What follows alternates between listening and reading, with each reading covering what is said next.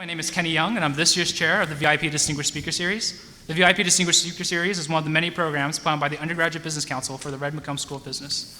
Today we are joined by Dean Jay Hartzell, Dean of the McCombs School of Business, and Peter Hancock, President, CEO of AIG. We'll begin tonight with an interview between Dean Hartzell and Mr. Hancock, and then we'll open up the floor to Q&A from the audience. As a reminder, today's event will end promptly at 6:30 p.m., and we greatly appreciate if you could refrain from leaving early and using your electronic devices.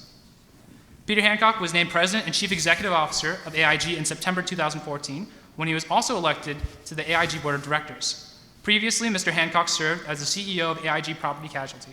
He joined AIG in 2010 as Executive Vice President of Finance, Risks, and Investments. Mr. Hancock has spent his entire career in financial services, including 20 years at JP Morgan, where he established the Global Derivatives Group, ran the Global Fixed Income Business and Global Credit Portfolio, and served as the firm's Chief Financial Officer and Chief Risk Officer. He co-founded and served as president of Integrated Finance Limited, an advisory firm specializing in strategic risk management, asset management, and innovative pension solutions. He joined AIG from KeyCorp, where he was vice chairman responsible of Key National Banking. Mr. Hancock is a board member of the Geneva Association, a member of the Business Council, the International Advisory Board of British American Business, and the 30% Club. In 2014, he received the Corporate Citizenship Award from British American Business. He is a William Pitt Fellow of Pembroke College, Cambridge. Mr. Hancock was raised in Hong Kong and later attended Oxford University, where he earned his Bachelor of Arts degree in politics, philosophy, and economics. So without further ado, please help me welcome Dean Hartzell and Mr. Hancock.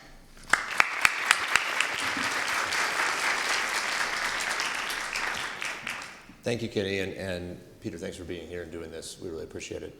And thanks to students for coming. It's always great to see such a turnout to come see people like Peter. So maybe we can start a little on the personal side and go to the corporate side. So can you talk a little about, many of our people in our crowd are thinking about their first job out of college. So can you talk a little about your first job? My first job was not out of college. It was as an assistant to a stonemason.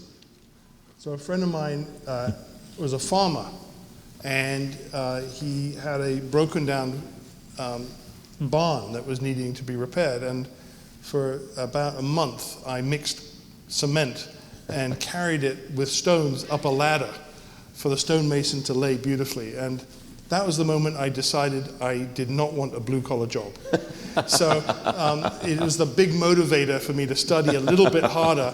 But my first job out of college was with JP Morgan. I applied, and what appealed to me was that it was organized for a one-year training period in New York City. And I thought the idea of being paid to live in New York City and learn a little bit about business and something that would be practical was a good deal. I never imagined I'd be a banker. I thought I'd just do 1 year and just take off and do something else. But 20 years later, I was still working at the same company. So go figure. You just never know quite where it's going to go. That's right. Well, you lasted longer than I did. I had a job in college as an electrician's pre-apprentice, and I made it a day. They told us to wear steel-toed boots, and I had high tops, and I did not fit. So you have more endurance on that than I did, but it's a good motivator to stay in school. Yes. So as you talked about the training program, what else did you look for, or would you recommend that our students look for as they think about opportunities? Well, I think that given that you're all good students at a great school, you'll have choices. And I think that in the early part of your career, it'll be really tempting to take the choice that pays you more money. And no matter how much student debt that you've accumulated, my strong advice to you in the early stages when you have choices is pick the job or the role where you learn the most, not the one where they pay you the most. Because building that human capital doesn't stop the moment you leave school. And in the first, I'd say, at least 10 years of your career, really focusing on whether you're working with a boss that really teaches you, shares ideas, whether you get a chance to really spend time developing yourself is far more important than the marginal dollar. And so I think that would be the one piece of advice early on, is to choose based on the learning potential. And what about, you mentioned a boss, what about the role of mentors, both in your career and as you look at the young people today. So can you talk a little bit about what you've experienced or found and looking for people to work with and work for as you move through the corporate ladder? Clearly, mentors have been very helpful to me along the way, but I never, at the time, labeled them as mentors. It's only in hindsight that I said, well, this is somebody who was really encouraging to me at a moment when I'd kind of given up and believed in me. And so I think it's really hard to sort of suggest that you proactively seek out mentors, which is, I think that when you are a senior person, I always, or experienced person, I always urge people to become mentors, but not in a formal way. Mm-hmm. It's nothing worse than saying, how do you do, I'm your mentor. It's acting like a mentor that matters much more than being a mentor. Let it come out organically. Exactly. Yeah. And what about, you mentioned difficult times and people helping you out.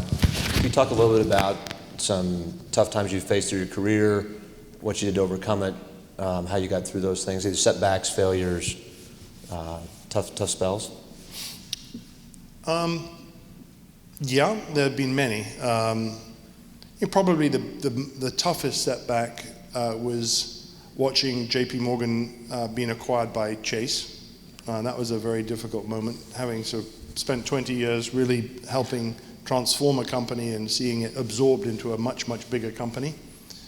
And it was a motivator for me to restart my career as an entrepreneur. And the next big setback was when my company in 2008 frankly ran out of working capital, and it was not an easy time to raise money. So we had to sell off the component parts of it, and I had to reboot my career again. So there have been setbacks, but no regrets. My predecessor had a wonderful saying that he has long ago given up hope of a better past. And so I think each business setback had within it a lot of learning for me. And nothing that you learn in a book can quite have the same effect as the visceral experience of personal failure. Mm-hmm. And you either let it bring you down or you just use it as a source of strength. And I've tried very much to do the latter. That's great. And maybe to set the stage, thinking about, you mentioned 2008 and you mentioned tough times that can lead to greater things. Let's talk about AIG. And to put it in context, remember that some of our audience might have been 11 during the financial crisis. Wow. So time flies. Yes. So can you kind of tell a little bit of the story of AIG and the crisis and how that unfolded? So, little history about AIG. So this is a company founded 95 years in China. And over subsequent years, it grew to be one of the world's largest companies, not just the largest financial services companies, but the largest companies. I think at the peak, around about 2000, 2001, it may have been number 1, 2, or 3 in market cap in the world. Banking, insurance, aircraft leasing, derivative trading, commodity trading, you name it, real estate. And so when the crisis came in 2008, it was a period of time where for about 9 months after the initial cracks in the subprime mortgage market, the short-term financing markets, the ability to finance balance sheets with commercial paper and the interbank market was just drying up. So company after company was failing. So Bear Stearns in the spring of 2008, then Fannie Mae and Freddie Mac, the big GSEs, and then Lehman, and AIG was the next to go. And so at that point, the policymakers in Washington decided that they had to put a stop to that domino effect in the financial services sector and came up with a rescue package, which ultimately totaled $182 billion to recapitalize AIG. But in order to make sure that the taxpayer was fairly compensated for that, they took 80% of the company.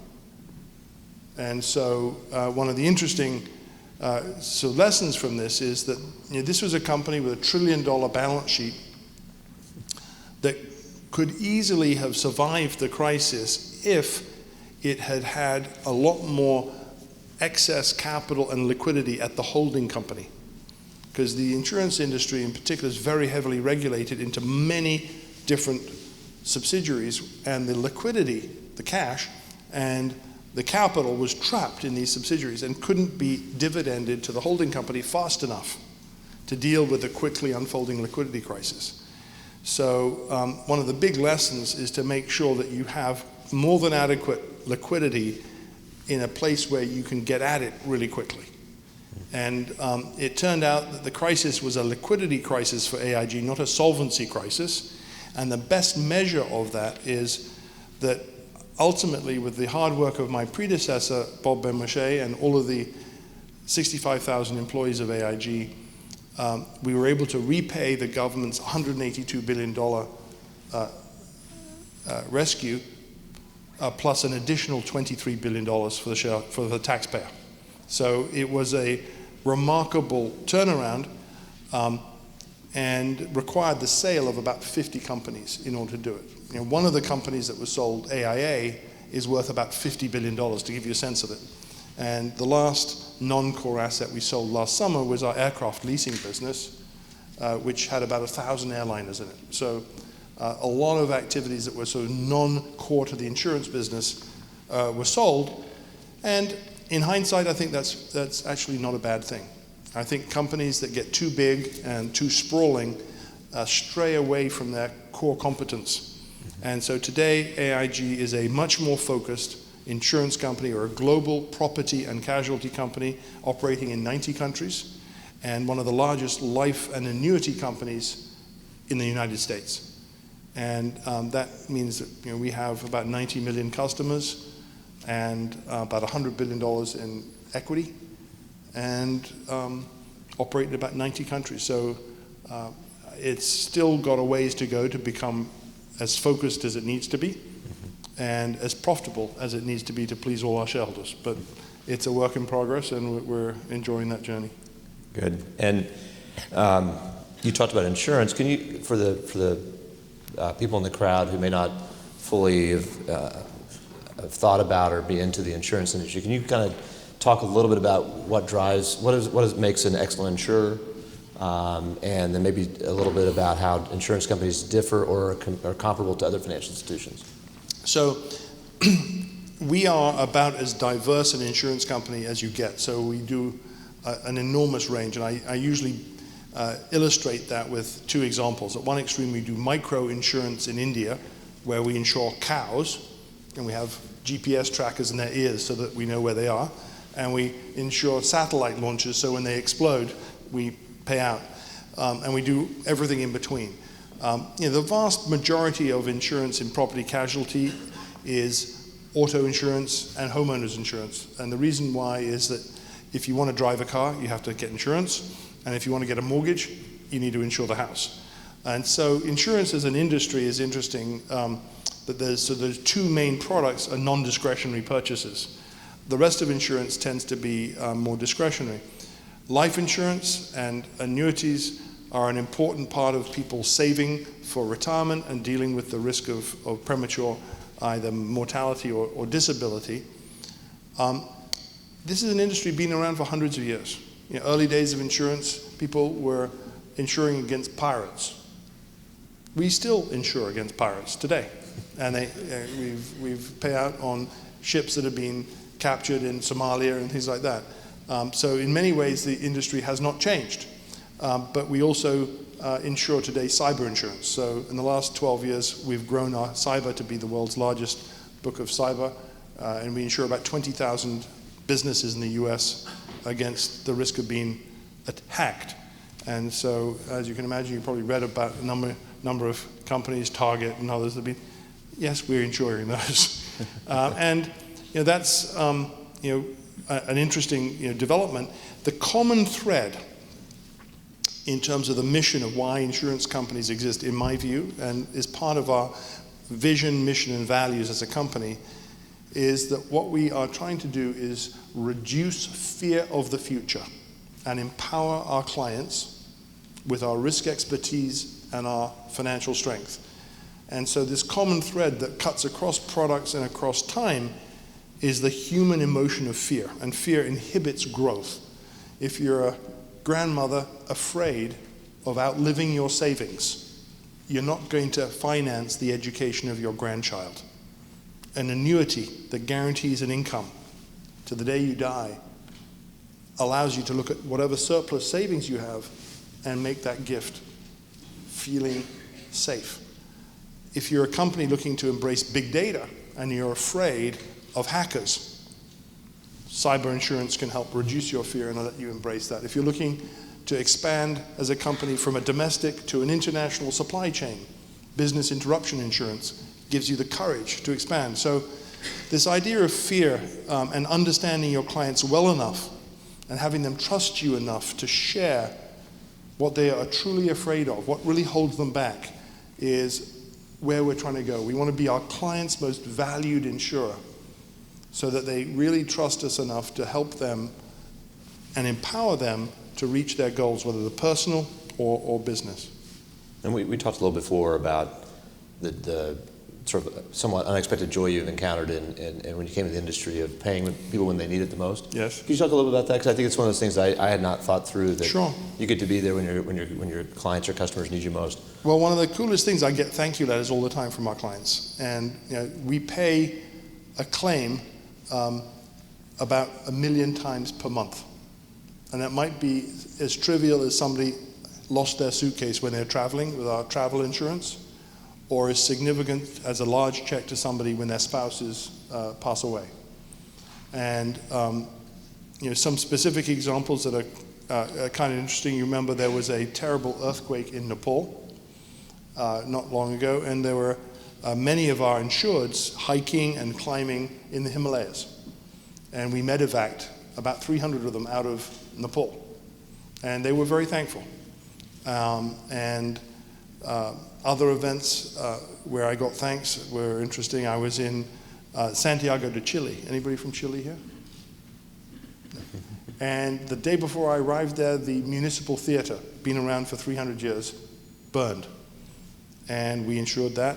And I went to visit the mayor, and we delivered a check to rebuild the theater. And when they reopened it to the ballet about a year ago, I got a wonderful book and a thank you letter. And it's very tangible what we do, because we help people when bad things happen. And I think that what's really interesting as well beyond that is to take the learnings that come from those millions of claims every month, $100 million a day in claims we pay to people, and say, what can we learn from this data? Because each claim brings with it often thousands of data items. And some of it's structured data, some of it's unstructured. And learning from that allows us to help our clients to avoid the problem in the first place. So there's a feedback loop where we're helping people avoid the risk in the first place. It's not just estimating probability of risks and putting the right price on it. It's also reshaping the risk, changing the cost of risk, reducing the fear by becoming a source of insight and learning. And that, with the exploding use of big data, is a very exciting source of innovation. And what about what distinguishes AIG? So think about comparative advantage, or how do you compete? How would you articulate what sets you apart from a competitive standpoint? I think it starts with the geographic diversity of the company and the deep roots that we have in the countries that we've operated in. As commerce has become increasingly global over the last few decades, it's very complex to deal with the multinational insurance needs of companies. Scale. This is a business that's highly competitive, so that if you can reduce your unit costs, it's very important. We have an unbelievable efficient call center in Amarillo, Texas, with about 1,200 people who serve the needs of about 19 million Americans whose lives we insure. Wow. And so you can get scale benefits by doing that. Innovation. We've pioneered many new insurance products and got a lot of accolades for that. We are the first insurance company to have a commercial drone fleet. We were using drones a year before they were legal in this country, in New Zealand, and the moment they were legal here, we started to use drones. We use them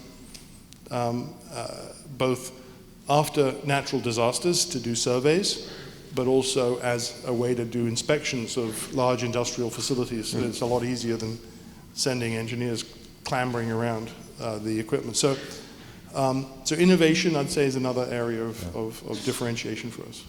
And you mentioned global reach, and back to the students in the crowd. Could you talk a little bit about the advantages or disadvantages of international assignments as they think about their careers and going forward? I think that when you go and work in a culture that's other than the one that you grew up in, it's incredibly helpful to develop empathy skills. And I'm a big believer that empathy is a critical success factor that you may not have needed as much up to this point in your career, because a lot of academic work to date is very solitary. You take exams, you compete with each other, and whoever's best gets the gold star.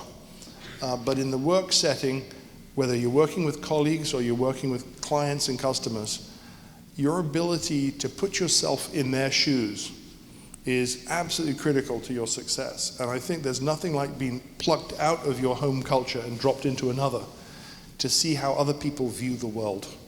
And so I'd say that's probably the most valuable thing you get from that international assignment. And it kind of doesn't matter where, but especially early on in your career, if you can find an assignment that sort of really takes you out of your comfort zone, I think that's a really good thing to do. And could you talk just a little bit about, I'm 65,000 employees, is that what, so I'm sure you've got just a huge array of kinds of roles, but can you just lay out a couple to help people think about what kinds of people might be involved in, and given their skills and interests and talents? Sure.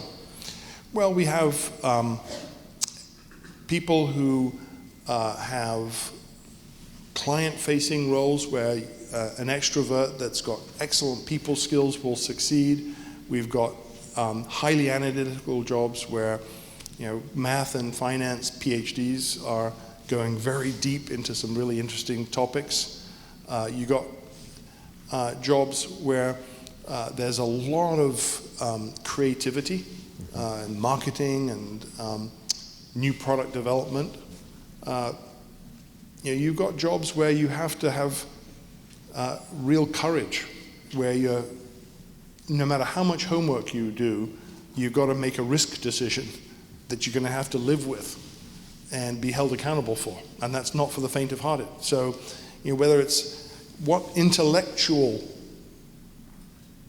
predisposition you have, what psychological predisposition you have, and whether you like to take risk, where you are on the risk spectrum, where you've got a lot of different job types that fit that. So, we've got underwriters, you've got claims professionals who face off with clients in their time of greatest need, operations who are thinking about complex systems and how to optimize them, and automation and robotics.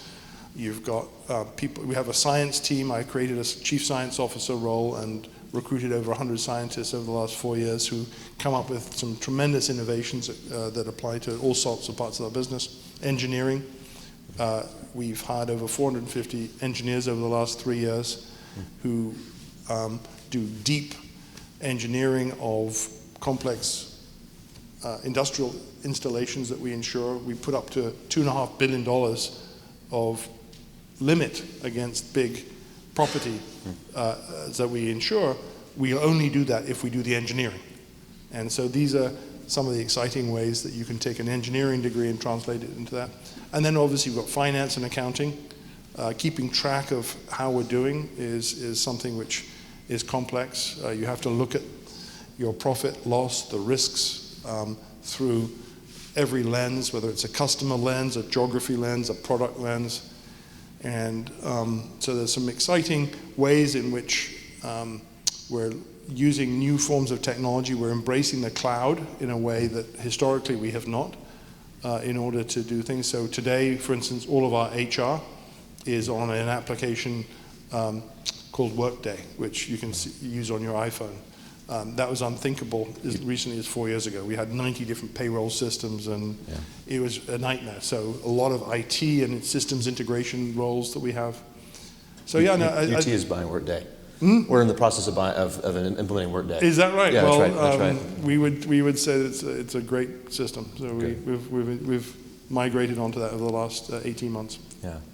So before we open for questions, one last question. So part of your role here is to give perhaps some advice. What advice have you received that you've appreciated or reflected upon and thought that was valuable? I think it's a version of what I mentioned the other day of giving up any hope of a better past. It's really to be very much in the present, whether it's in your personal life or whether it's in your work life. It's impossible to fake your total attention. The people around you sense it if you're not really there, whether it's your children, your spouse, or your colleagues. If you're worrying about what you're going to do tomorrow or what you did yesterday, you just really won't be giving 100% to the moment. And it takes a lot of self-discipline to sort of forget about what went wrong in the past and to not be worrying about what might happen in the future. But if you can stay in the present, you will just really enjoy life more, but I think also achieve more success. I like that. Thank you. So at this point, we're going to open up for questions. So we have a mic here in the middle. So if you'd like, please come forward and line up at the mic, and then we'll go from there. Not everybody all at once.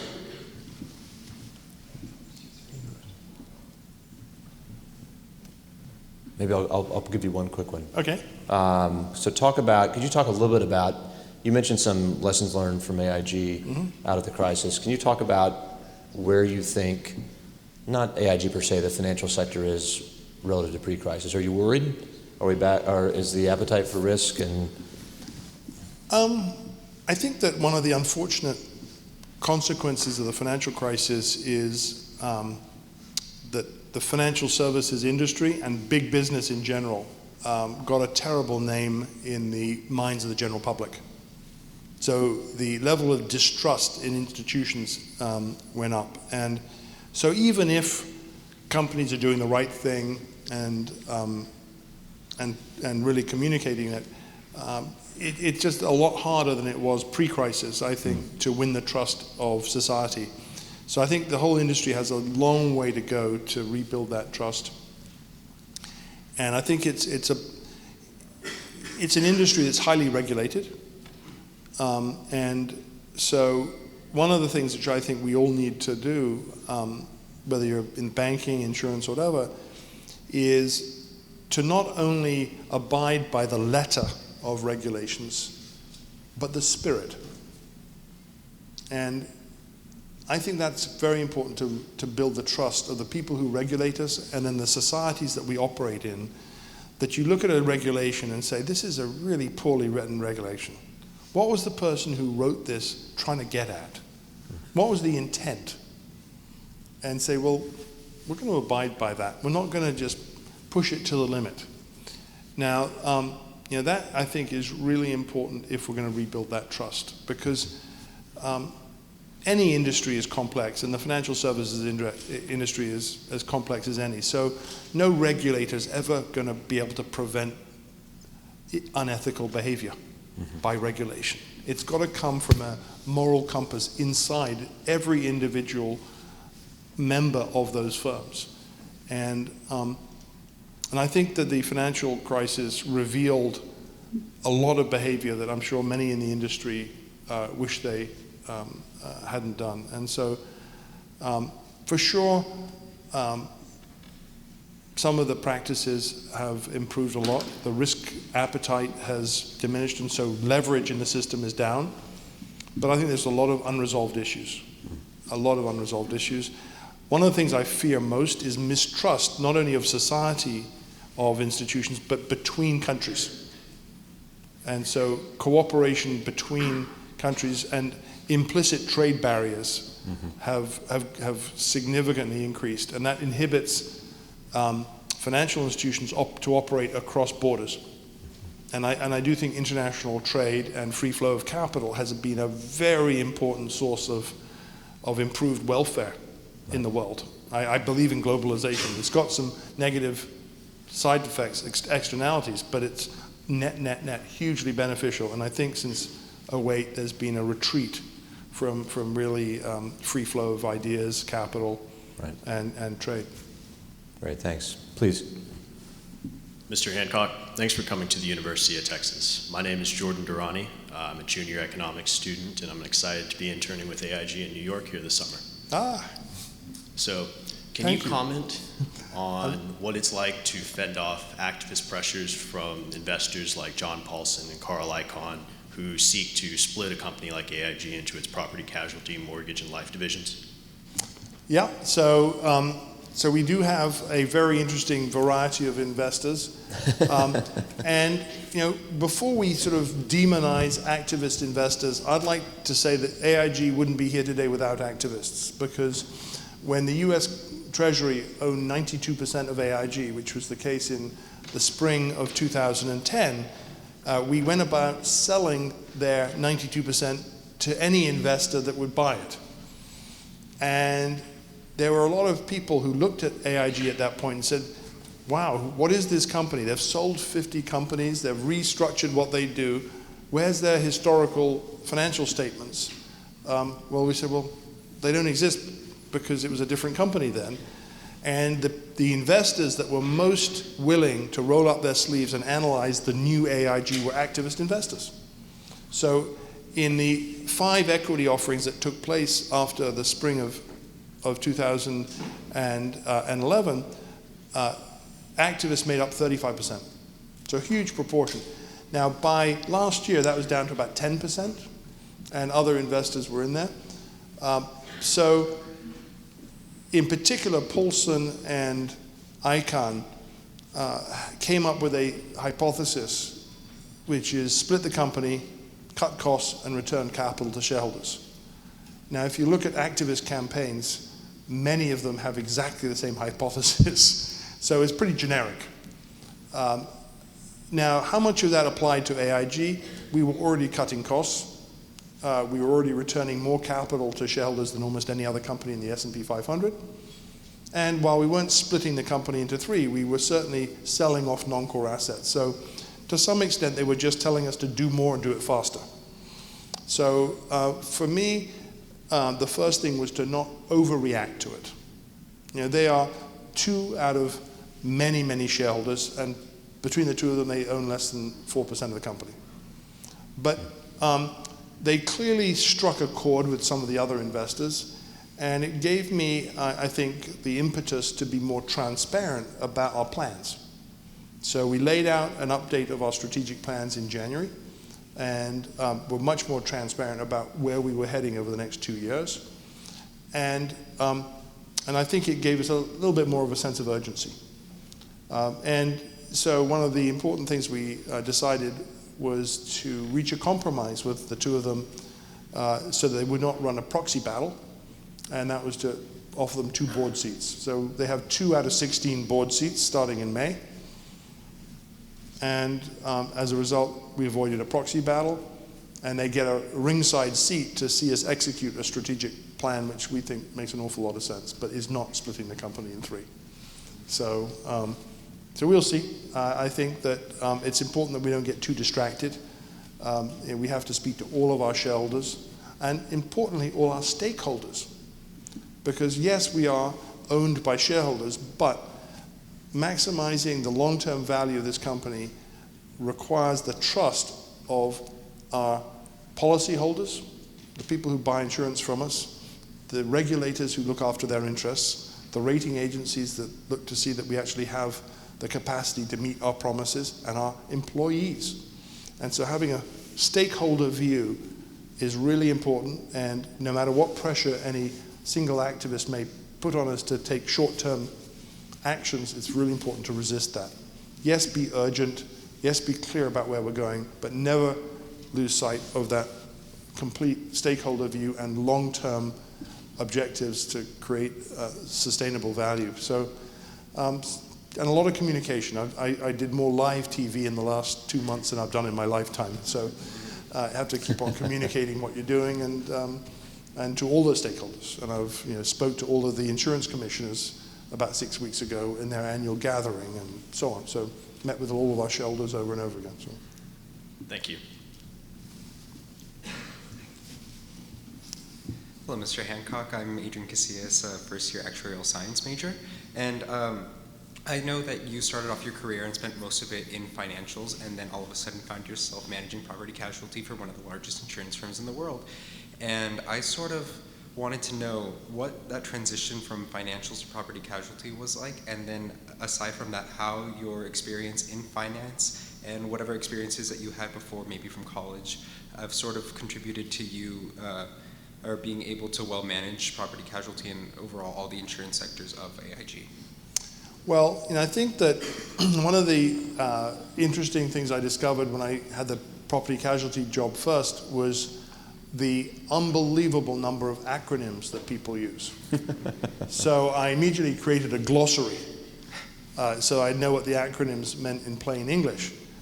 And I felt like I was an idiot for the first few weeks I was in this job because I had no clue what people were talking about. And then I realized that people in different parts of property casualty didn't know what each other were talking about because the acronyms are different in different parts.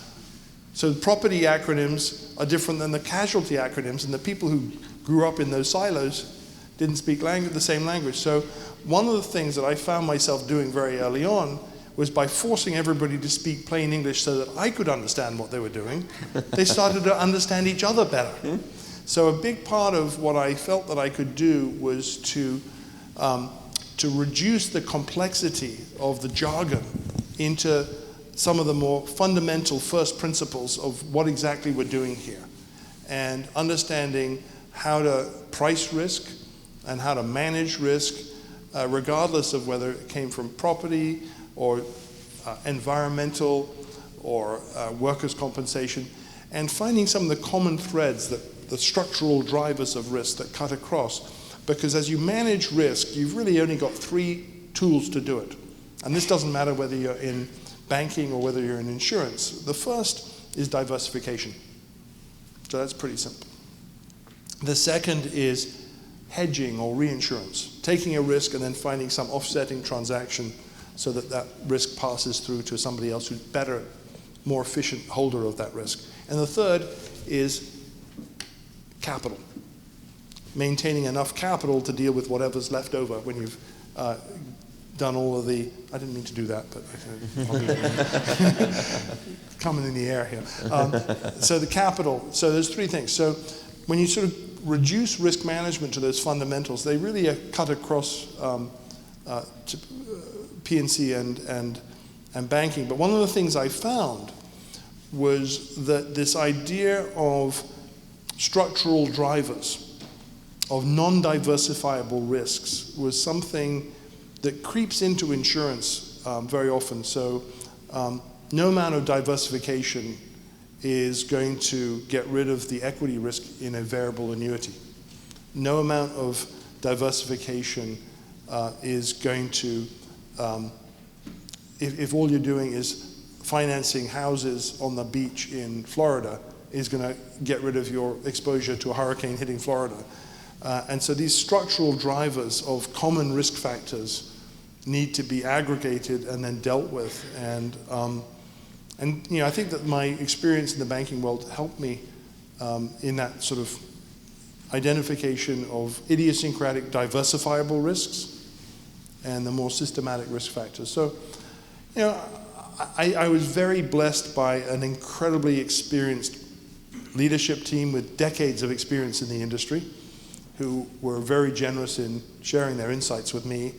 And so I think I was very fortunate to be in a firm that is just full of some of the best insurance experts to learn from. Thank you very much. Yeah. Hello, Mr. Hancock. Hello. My name is Julian Gettiali. Before I ask my question, I was interested in what you were just saying about from his question. And so I'm wondering what sorts of new trends and data do y'all use to find those uncorrelated inputs and explore which areas of risks can be prevented? So, I think that one of the most fun projects we did just recently that's using data in new ways is one of the largest rental car companies in the world. And we advised them about 18 months ago to install telematics devices in their cars so that they would know where they are and also know what their acceleration and deceleration was.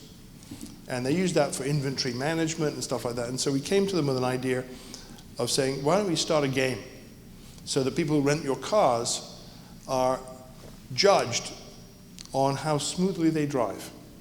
And the smoothest driver of the week gets an iWatch as a prize. I think my mother might have played a similar game because she was trying to drive very smoothly for an insurance company. Is that right? Yeah, yeah. So And I think she got like a $500 a month. So in the 2 months that we've been running this pilot, we got a 23% reduction in accidents. So this integration of telematics and gamification is kind of fun and exciting. And I think that it's a reminder that it's not just about diagnosing risk, but it's actually changing risk by using data and behavioral economics in some cases to just change the way people think. Another fun example on behavioral economics, when people file a claim and they list the things that have been stolen, say, if they sign that claim form at the bottom of the page, they are 8% more likely to have lied about what was stolen than if they sign at the top of the page. So just moving the signature line to the top. And if you think about a courtroom, you sort of swear to tell the whole truth and nothing but the truth, you do that before you testify, not afterwards. And so it's psychological sort of framing. And so there's some really interesting ways that science, whether it's psychology, data science, can be integrated to change the way we do insurance. I do that on my exams. They sign for. Sign it before? Yeah. Okay, Yeah. Sorry, go ahead. None of the professors make us do that, though, I feel like I should. Okay, sorry, so that was like just continuing off of his conversation. My real question is a simple one, and it has to do with work-life balance. So obviously you're a very ambitious person, having achieved the success you have achieved. So I was wondering how much you let work creep into your life, how much you made your life your work, and what your thoughts were on that. That's a great question. I think that the answer to that was very different at different phases of my career. And I've learned that certainly in my job, I could work 24/7 if I let the job take me over. And so I have to set boundaries. When I left JP Morgan, I took 6 months off. And there was a moment, my son was 8 years old, and I was walking with him, and he said, "Until now, Dad, I didn't know who you were." And it was a very,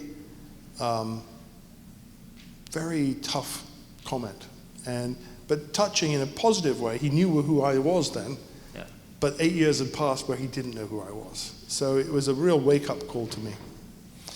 And so I tried to make the most of the subsequent years to make time for him and the rest of my family. The other thing is my health. I got a wake-up call from my doctor that my blood pressure is a little bit high, and that his yearly warning to me that I should eat less and take more exercise was actually something I should pay more attention to, and that playing tennis at the weekends wasn't quite what he meant. And so I started going to the gym every day. And that's, to me, one of those things I just carve out. It's in my calendar. And I just work around that because it just makes me so much more productive in the rest of the time. And I like a few extracurricular hobbies that help me clear my mind of the anxieties that come with a job. And I think, again, it helps my performance. Because the most precious thing we have as humans is time. How do you allocate that time? And if you let any one thing consume it, I think you just run out of gas. You can't sustain it. So being conscious about that balance, how much time you spend to work, self-care, caring for the people you love, and doing the things that give you joy. And I think just having a sort of mental pie chart and making sure that when you look back over the last month, last year, have you really allocated time to all of those components? Were you saying that before your son told you that you don't think you balanced your time well enough? You know, yeah, every weekend I'd hang out with him, I'd take him to swimming lessons and stuff like that. I think that what I was doing was allocating time, but I wasn't as present. Yeah. So it goes back to my earlier comment about really being present, not letting my mind wander to either the past or the future, but to be right there with him. And so that's hard. You know, I think it's not just time allocation, it's having the mental discipline to switch off. You know, I still read novels. You know, a lot of people in my position only read nonfiction. I find novels very refreshing. I don't read too many of them, but you know, I find I can just really bury myself in a novel and forget about everything else, and it sort of recharges my battery. So I think that's one of the things that gives me joy. Thank you. Thank you. Appreciate it. Hi, Mr. Hancock. My name is Melissa Fairfield. I'm a journalism student here. So I know you spoke about this a little already, and I just wanted to bring it back up. And in 2012, in a different interview, you had said that insurance is a wonderful mitigant to fear. So I was wondering if you could talk a little bit about that and your own view, and with AIG, especially in relation to the recent attacks in Brussels and other world events that have happened.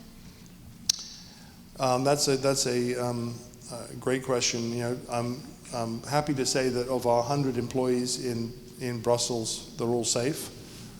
We insure the airport, and so that's an issue.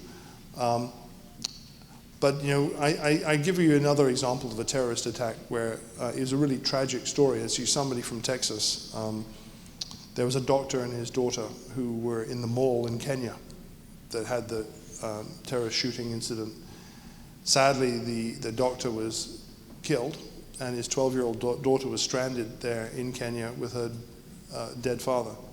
And the fear of her mother and extended family back here in Texas was huge, just wondering what was going to happen to this little girl. And our team was able to counsel her, deal with all of the horrible bureaucracy of the remains of her dad, and return them both to Texas within a day and a half.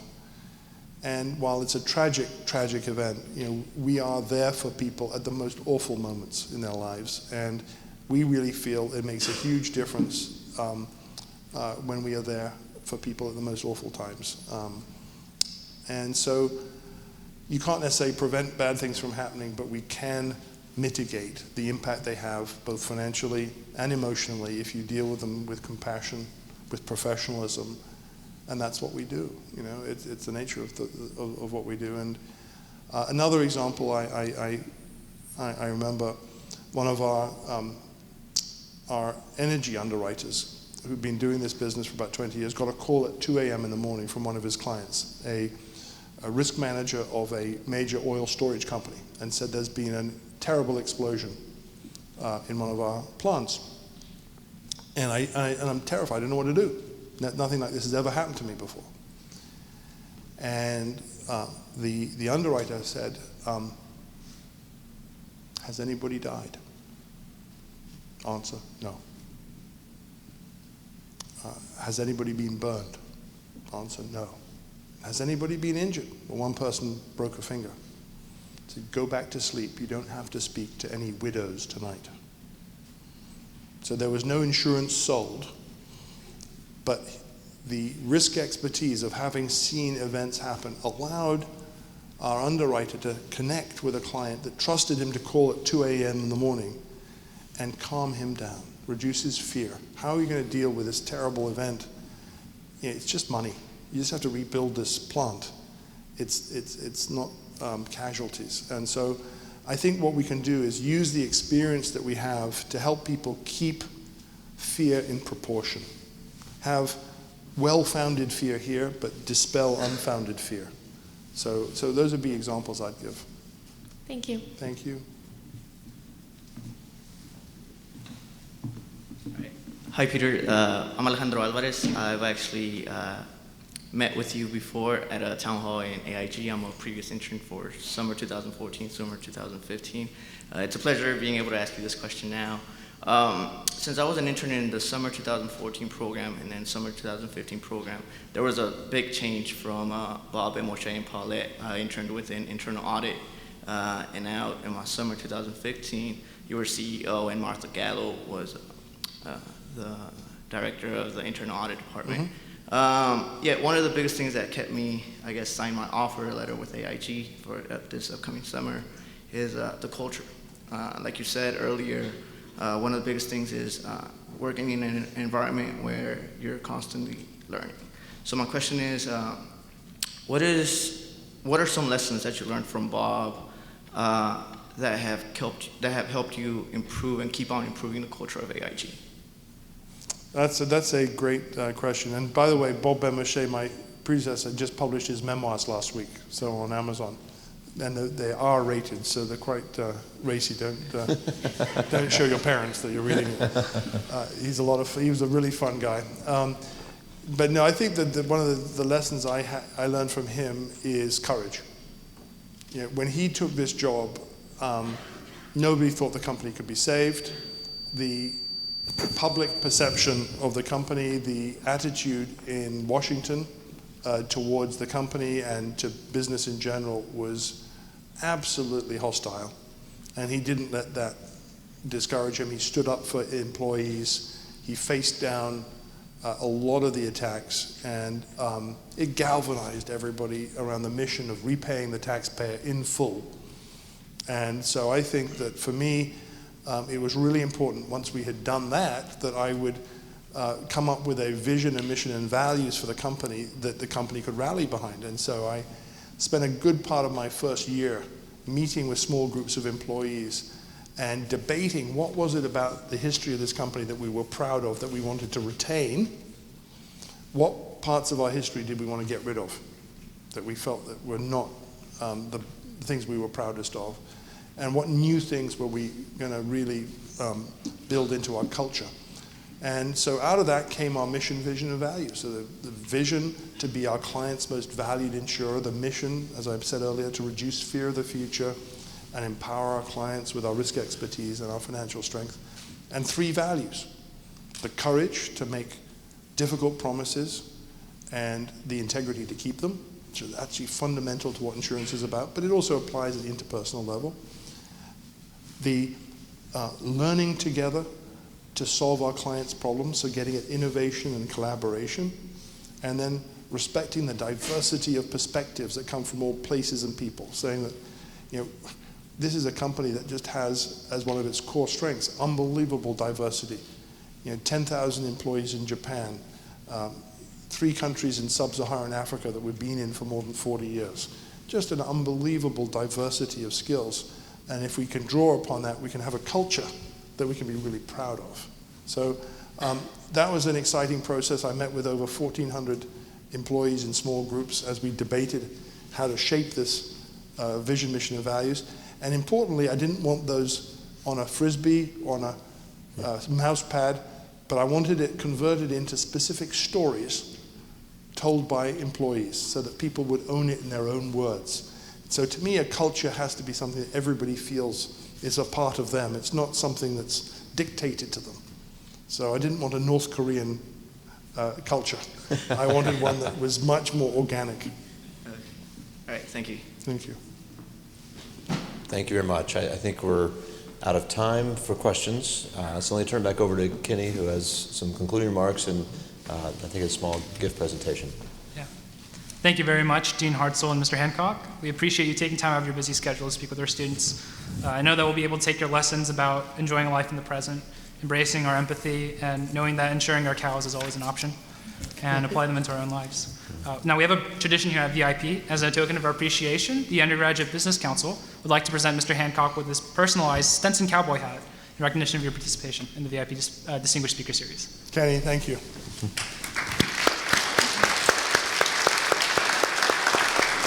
Oh, terrific. Do you mind giving me a hook 'em real quick? Okay, I'll do that too. Please. Does this fit on my head? There we go. How's that? Hook 'em. There you go.